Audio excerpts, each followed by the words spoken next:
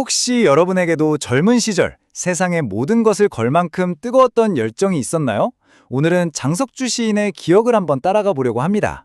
책과 시, 그리고 어머니의 따뜻한 국 한 그릇이 한 사람의 인생을 어떻게 빚어냈는지 그 가슴 찡한 이야기 속으로 같이 들어가 보시죠. 모든 이야기의 시작은요, 오늘날까지도 시인의 마음을 떠나지 않는 바로 이 질문 하나였습니다. 그 많던 헌책방은 다 어디로 갔을까?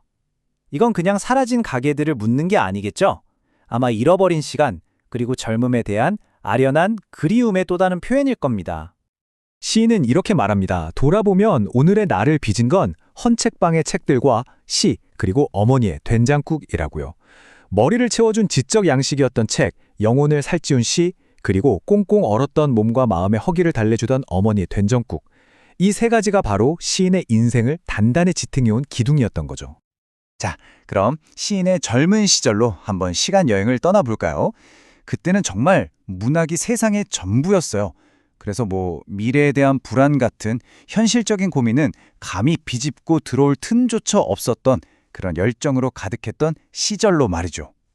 여기 보시는 것처럼 그의 머릿속은 그야말로 살아있는 도서관이었습니다. 랭보의 시가 흐르고 죄케루악의 소설이 펼쳐지고 있었죠. 현실의 걱정 같은 건 잠시 잊은 채 오직 위대한 문학가들의 글과 사상 속에서 살고 있었던 겁니다. 자, 그런데 여기서 정말 흥미로운 지점이 나타납니다. 그의 풍요로운 내면 세계와 아주 위태로워 보이는 현실 사이의 극명한 차이, 바로 이거예요. 머릿속은 온갖 문학 이론으로 가득 차 있었지만 정작 몸에는 낡은 구제품 양복을 걸치고 미래에 대한 막연한 불안을 안고 살았던 거죠. 문학에 대한 이 주체할 수 없는 열정은 젊은 시인을 매주 어김없이 한 곳으로 이끌었습니다. 바로 서울 책문화의 심장부였던 청계천으로 향하는 순례길에 오르게 한 거죠. 그의 사냥터는 바로 청계천 헌책방 거리였습니다. 그는 마치 매의 눈으로 책장을 샅샅이 훑으면서 먼지 쌓인 책 더미 속에 보석처럼 숨어있는 책들을 찾아다녔습니다. 그리고 그의 사냥은 종종 이렇게 놀라운 성공으로 이어졌습니다. 당대 최고의 문학 평론집 초판본이나 정말 구하기 힘든 희귀시집처럼 그에게는 황금보다 더 귀한 보물들을 발견하곤 했던 거죠. 그때의 기분을 그는 이렇게 표현합니다. 노다지를 만난 듯 심장이 쿵쿵거렸다. 와, 이 한 문장만으로도 책 한 권을 발견했을 때의 그 순수하고 강렬했던 기쁨이 그대로 전해지는 것 같지 않으세요? 하지만 이 뜨거운 문학적 열정의 다른 한편에는 아주 차가운 현실이 있었습니다.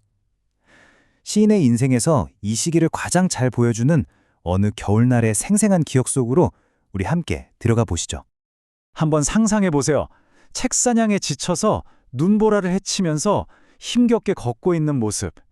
구두는 다 젖었고 발가락은 감각도 없을 만큼 시렸을 겁니다. 그런데 현관문을 딱 열고 들어서는 그 순간 완전히 다른 세상이 그를 기다리고 있었던 거죠. 그 차갑게 얼어붙은 몸을 녹여준 온기의 정체는 바로 어머니가 끓여주신 된장국이었습니다. 겉보기엔 그냥 소박한 국 한 그릇이지만 그 안에는 어머니의 사랑, 그리고 집이라는 공간이 주는 절대적인 위안이 담겨 있었던 겁니다. 들어간 재료 좀 보세요. 얼갈이 배추에 집된장, 굵은 멸치 한 줌, 다진 마늘. 이게 전부였어요. 그런데 이 믿을 수 없을 만큼 간단한 재료들이 모여서 세상 그 무엇과도 바꿀 수 없는 깊고 진한 맛을 만들어냈습니다. 그러니까 여기서 중요한 건 이 음식이 단순히 배를 채우는 게 아니었다는 점이에요. 혼란스러운 세상 속에서 이제 살았다 하고 느끼는 안전함, 그리고 위안 그 자체였던 거죠. 그날 밤 된장국의 온기로 몸을 녹인 청년은 시인이 되겠다고 굳게 다짐합니다. 그리고 그 다짐이 그의 인생 항로를 결정하게 되죠. 그리고 그는 정말로 시인이 됐습니다. 4년 만에 신춘문예에 당선되고 여러 권의 시집도 냈죠. 하지만 수십 년이라는 세월이 흐른 지금 그는 문득 되돌아봅니다. 꿈을 이루는 동안 나는 무엇을 얻었고 또 무엇을 잃어버렸을까 하고요. 시인으로서의 삶 말고 그가 한때 꿈꿨던 또 다른 삶도 있었습니다.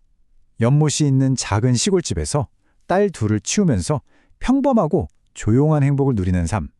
하지만 그 꿈은 아름다웠지만 결국 손에 잡히지 않은 채 사라져버렸다고 그는 회고합니다. 결국 이 모든 생각은 하나의 근본적인 질문으로 돌아오게 됩니다.